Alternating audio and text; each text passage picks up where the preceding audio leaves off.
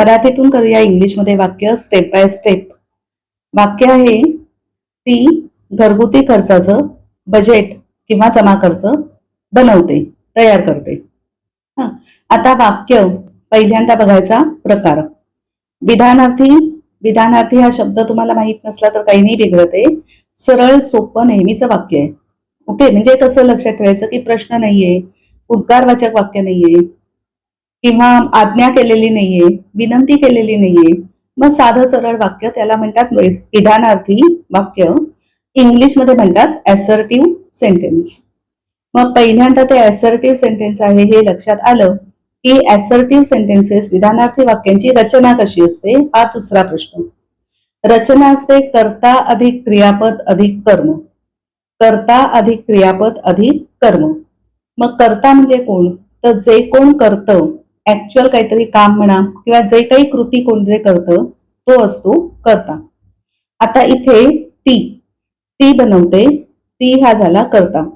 मग ती ह्याला शब्द इंग्लिशमध्ये शी. म्हणून पहिला वाक्याचा आपला इंग्लिश वाक्याचा पहिला शब्द शी. बनवते, तयार करते हे आहे क्रियापद. क्रियापदचा अर्थ काय असतो की जी क्रिया असते ती क्रिया ज्या शब्दातून सांगितली जाते तो शब्द म्हणजे क्रियापद. मग आता इथे बनवते म्हणा किंवा तयार करते म्हणा, दोन्ही याला इंग्लिशमध्ये म्हणताना आपण प्रिपेअर हे घेणार क्रियापद म्हणून. मग शी झालं कर्ता, प्रिपेअर आता फक्त साधा वर्तमान काळ आहे कारण नेहमी बनवते. जेव्हा आपण नेहमी बनवते असं म्हणतो तेव्हा तो साधा वर्तमान काळ असतो. मग साधा वर्तमान काळ नेहमीची रोजची रुटीन वाली क्रिया साधा वर्तमान काळ असं जेव्हा वाक्य असेल त्यावेळेला ही किंवा शी किंवा इट जर कर्त्याच्या जागी आलं तर आपण त्या क्रियापदाला एस किंवा ईएस हा प्रत्यय लावतो. आता प्रिपेअर या शब्दाला एस लागतो म्हणून आपण म्हणताना उच्चार करताना म्हणणार शी प्रिपेअर्स, एस लागतो. स चा उच्चार शेवटी करायचा. शी प्रिपेअर्स. हा कर्ता झाला, क्रियापद झालं. आता कर्म.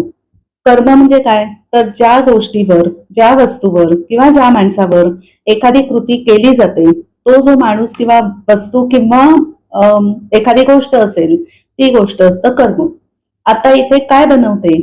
तर काय बनवते? बजेट बनवते. बजेट हा शब्द मी इंग्लिश मधलाच बोललाय, जमा खर्च मराठी शब्द आहे. मग बजेट हा इंग्लिश शब्द. शी प्रिपेअर्स बजेट. हा, हे तर मेन रचना तयार झाली. कर्ता क्रियापद कर्म, शी प्रिपेअर्स बजेट. पुढे आहे की घरगुती खर्चासाठी. हा, आता हा जो साठी आहे जो मराठीत आपण खर्चासाठी असं म्हणतो, इंग्लिश करताना ते प्रेपोजिशन असतं साठी. शब्दयोगी अव्यय आहे ते प्रेपोजिशन. तर साठी इंग्लिशमध्ये फॉर, ते आधी घ्यायचं. शी प्रिपेअर्स बजेट, फॉर आधी घ्यायचा. घरगुती house hold, she prepares budget for house hold. आणि खर्च, आता खर्चाला एक्सपेंडिचर हा शब्द परफेक्ट आहे म्हणून आता आपण एक्सपेंडिचर घेऊया. She prepares budget for household expenditure. She prepares budget for household expenditure. या ज्या काही मी स्टेप बाय स्टेप पायऱ्या सांगितल्या ह्या पायऱ्यांनुसार तुम्ही वाक्य बनवायचा मनातल्या मनात प्रयत्न करत राहा.